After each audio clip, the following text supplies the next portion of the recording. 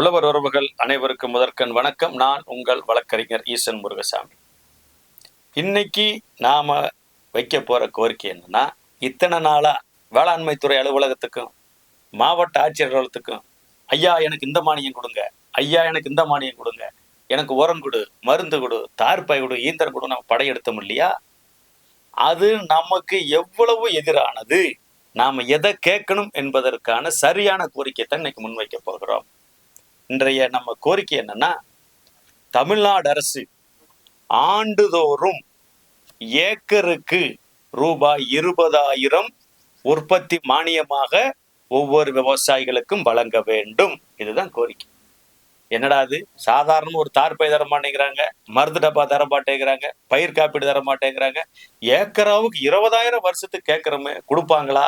இந்த வக்கீல் தெரிஞ்சுதான் யோசிக்கிறாங்க. நீங்க கேள்வி கேட்பீங்க, உங்க மைண்ட் வாய்ஸ் பேசும். விளக்கமா சொல்றது எப்படி சாத்தியம்னு. இப்ப தமிழ்நாடு அரசாங்கத்தோட வேளாண்மைக்குன்னு ஒதுக்கப்படுற தொகை எவ்வளவுன்னு பாத்தீங்கன்னா 45,600 கோடி. இந்த 45,600 கோடியில 8,600 கோடி ரூபாய் எதுக்காக போகுதுன்னா, நம்ம பயன்படுத்தக்கூடிய வேளாண் உரிமை மின்சாரத்துக்கு நம்ம மாநில அரசாங்கம் நேரடியா தமிழ்நாடு மின்சார வாரியத்துக்கு செலுத்திடுது.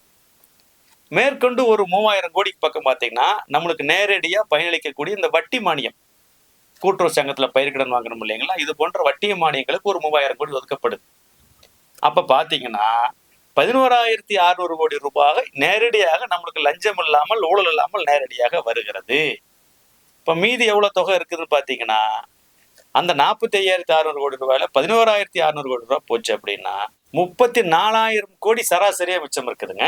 இந்த வளர்மை நிதிநிலை அறிக்கையில வேளாண்மைத்துறை அமைச்சர் தமிழ்நாட்டுல 1,51,00,000 பாசன பரப்பு விளையிற பரப்பாக நாங்க உயர்த்தி இருக்கிறோம் அப்படின்னு சொல்றாரு. இந்த 1,51,00,000 ஏக்கருக்கு 20,000 ரூபாய் கொடுத்தா கணக்கு பாத்தீங்கன்னா வெறும் 30,000 கோடி தான் செலவு. யோசிச்சு பாருங்க. அரசாங்கம் கூடுதலா நிதி ஒதுக்க வேண்டியது இல்லை. எங்கிட்ட நிதி இல்லைன்னு சொல்ல முடியாது. இந்த உரத்துக்கு, மருந்துக்கு, மானியத்துக்கு, மருந்து டப்பாவுக்கு, பவர் டில்லருக்கு இந்த மாதிரி தேவையில்லை நமக்கு எதுவும். இது நமக்கு எப்பவும் கிடைக்கிறதும் இல்லை. 10 ரூபா பொருளை 20 ரூபாய்க்கு வாங்கி 15 ரூபாய்க்கு விற்கிறாங்க. அந்த பொருளும் தரம் இல்லை. 52 மானிய திட்டங்களை தமிழ்நாடு அரசாங்கம் செயல்படுத்துது. வேளாண்மை துறை, தோட்டக்கலைத்துறை, வேளாண்மை விற்பனைத்துறை, வேளாண்மை பொறியியல் துறைன்னு சொல்லி 52 திட்டங்கள் செயல்படுத்துது. இந்த திட்டங்கள் எல்லாம் என்ன பண்றாங்கன்னா, நம்மளுக்கு பொருளை விற்கக்கூடிய நிறுவனங்கள் அரசாங்கத்திட்ட போய், அமைச்சர்கள்ட்ட போய், அதிகாரிகிட்ட போய் உட்கார்ந்து பேசி திட்டங்களை உருவாக்கி அந்த திட்டங்கள் மூலமா அவி பொருளை வித்துட்டு போயிடுறாங்க. 1 ரூபா பொருளை 2 ரூபாய்க்கு வித்து 1.5 ரூபாய்க்கு நம்மளுக்கு திருப்பி கொடுக்குறாங்க. அதுவும் தரம் இல்லை. அதே பொருளை சந்தையில் நம்ம வாங்க போறோம், கடையில வாங்க போறோம்னா 1 ரூபாய்க்கு பொருளை வாங்கல தரமாக இருக்கிறது. அப்போ நமக்கு மானிய திட்டங்களை ஒதுக்குறேங்கிற பேர்ல அதிகாரிகளும், அரசியல்வாதிகளும், நிறுவனங்களும் கொள்ளையடிக்கிற வேலையை செஞ்சுட்டு இருக்கிறாங்க. நிறுவனங்கள் அவங்க உற்பத்தி செய்யற பொருளை நம்ம எளிமையாக நம்ம கிட்ட வித்துட்டு போயிடுறாங்க. எங்களுக்கு வேண்டாம்ப்பா, உன் பொருளை வேண்டாம், அரசாங்கத்தோட மானிய திட்டமே வேண்டாம், எங்களுக்கு பணமா கொடுத்துரு, எங்க வங்கி கணக்குல வர வச்சுக்க, எங்க வணிகங்களை வர வச்சுன்னா எனக்கு தேவையான உரமோ, விதையோ, மருந்தோ, ஈதரமோ நான் வாங்கிக்க போறேன், எனக்கு ஆள் சம்பளத்துக்கு கொடுக்க வேண்டியது நான் வச்சுக்க போறேன், எல்லா செலவுக்கு நான் பயன்படுத்திக்க போறேன், டிராக்டர் வேணா நான் வாடகை எடுத்துக்க போறேன், இப்படி பயன்படுத்திட்டு போறோம். எதற்காக இந்த மானிய திட்டங்கள்? இந்த மானிய திட்டங்கள் நிறுவனங்களையும், அதிகாரிகளையும், அரசியல்வாதிகளையும் மட்டுமே வாழ வைப்பவை. இப்ப இது ஏற்கனவே எங்காச்சும் அமல்படுத்தியிருக்காங்களா அப்படின்னா மிகச்சிறப்பாக தெலுங்கானாவில் அமல்படுத்தி இருக்கிறார்கள். தெலுங்கானாவோட பட்ஜெட் வேளாண்மைக்கு ஒதுக்குறது 23,500 கோடி ஒவ்வொரு வருஷம். அதுல 18,500 கோடி ரூபாய் எடுத்து யோசிச்சு பாருங்க. 23,500 கோடியில 18,500 கோடி எடுத்து ஏக்கராவுக்கு 15,000 ரூபான்னு சொல்லி எல்லா விவசாயிகளுக்கும் நேரடியாக வங்கி கணக்குல போட்டுறாங்க. இந்த திட்டம் 10 வருஷம் அமல்ல இருக்குது. இந்த திட்டம் வந்ததால தெலுங்கானாவில் கிராம பொருளாதாரம் உயர்ந்திருக்கிறது, பண சுழற்சி வந்திருக்குது, பொருளாதாரம் பெருகி இருக்குது, விவசாயிகளுடைய உற்பத்தி கூடி இருக்கிறது, விவசாயிகள் நல்லா இருக்கிறாங்க. ஏன்னா நேரடியாக கையில பணம் வந்துருது, வேலை செய்யறாங்க, அரசாங்கம் பணம் கொடுக்குது. அப்படின்னு 10,000 ரூபாயா தொடங்கின திட்டம் இன்னைக்கு 15,000 ரூபாய்க்கு உயர்த்தப்பட்டிருக்கிறது. தமிழ்நாட்டுல அதை விட பட்ஜெட்டோட தொகை அதிகம். அங்க 23,500 கோடி, இங்க 45,600 கோடி. அப்படி இருக்கும்போது அதை விட இங்க உற்பத்தி செலவு அதிகம் இருக்கும்போது ஒரு ஏக்கருக்கு 20,000 ரூபாய் கொடுங்க. 2 பருவ பயிர் இருக்குது, பருவத்துக்கு 10,000 ரூபாய் கொடுங்க.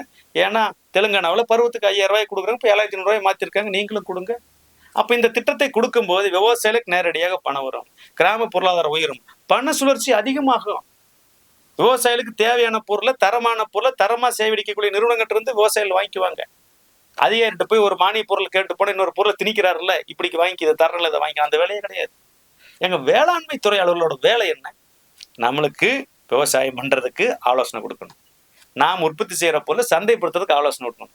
சந்தைப்படுத்துறதுக்கு உதவி செய்யணும். இதுதானே வேளாண்மை துறை வேலை, தோட்டக்கலைத்துறை வேலை, வேளாண் வணிக விற்பனை துறையோட வேலை. ஆனா இவங்க என்ன பண்றாங்கன்னா, தனியார் நிறுவனங்களோட பொருட்களை எல்லாம் கொண்டு வந்து நம்மகிட்ட மார்க்கெட் பண்ற சந்தைப்படுத்த நிறுவனங்களுக்கான வேலையை பார்த்துட்டு இருக்கிறாங்க. இனி உங்களுக்கு அந்த வேலையே வேண்டாம்.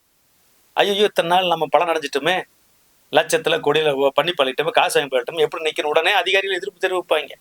இந்த அதிகாரிகள்ட்ட இருந்து நேரடி இந்த மானிய திட்டத்தை வந்து தனியே லவ்ட்டிட்டு போவாங்க. சில லெட்டர் பர்சன்கள் அவங்க எதிர்ப்பு தெரிவிப்பாங்க. மானிய திட்டம் இல்லைன்னு நம்ம எப்படி விவசாயம் பண்றதுமாங்க? இந்த மானிய திட்டங்கள் 90% விவசாயிகளுக்கு கிடைக்கிறதே இல்லை. தனித்தனியா வாங்கி கள்ள சந்தையில வித்துட்டு போயிடுறாங்க. எனவே இந்த திட்டத்தை தமிழ்நாடு அரசு செயல்படுத்தினால் மாண்புமிகு தமிழ்நாடு முதல்வர்களுக்கு வரலாற்றில் ஒரு மிகப்பெரிய நற்பெயர் கிடைக்கும். ஏன் இன்னும் திமுக மீண்டும் ஆட்சி வர்றது கூட உதவியா இருக்கும்.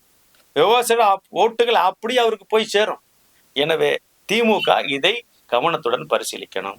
தமிழ்நாடு அரசும் தமிழ்நாடு முதல்வர் அவர்களும் இதற்கான குழுவை அமைத்து ஆய்வு செய்யணும். உடனடியாக இந்த திட்டத்தை அறிவிக்கணும். ஏன்னா தெலுங்கானாவில் இருக்குது, போங்க, ஆய்வு பண்ணுங்க, எடுத்துட்டு வாங்க, திட்டத்தை அமல்படுத்துங்க, அறிவிப்பு செய்யுங்க. இதைத்தான் நாங்கள் 2023 30 நாள் காத்திருப்பு போராட்டம், சென்னை தலைமைச் செயலகத்துக்கு முன்னு பார்த்தீங்கன்னா 600 பேர் கைது, இப்படி தொடர்ச்சியாக தொடர்ச்சிட்டே இருக்கிறோம். ஆனா மானிய திட்டங்களை அறிவிச்சுட்டே இருக்கிறீங்க. எனவே இந்த திட்டங்கள் தேவையில்லை. இன்னொன்னு பாருங்க, இந்த திட்டத்தை வந்துருச்சுன்னா வேளாண்மைத்துறை அதிகாரிகள், அலுவலர்கள், ஊழியர்கள் எல்லாரும் விவசாயிகளுடைய உற்பத்தி செய்யற பொருளை சந்தைப்படுத்துற வேலையை பார்ப்பாங்க. உண்மையிலுமே விவசாயம் மேம்படும். இதுதான் தெலுங்கானாவிலே நடந்து கொண்டிருக்கிறது. எனவே மாண்புமிகு தமிழ்நாடு முதல்வர் அவர்களும், தமிழ்நாடு அரசும், வேளாண்மைத்துறை அமைச்சர் அவர்களும் உடனடியாக விவசாயிகளுடைய இந்த நியாயமான, சரியான, உண்மையான கோரிக்கையை ஏற்று ஏக்கருக்கு 20,000 ரூபாய் ஆண்டுதோறும் தமிழ்நாட்டில் இருக்கக்கூடிய அனைத்து விவசாயிகளுக்கும் உற்பத்தி மானியமாக, மூலதன மானியமாக வழங்க வேண்டும் என இந்த காணொலி வாயிலாக அன்போடு கேட்டுக்கொள்கிறேன்.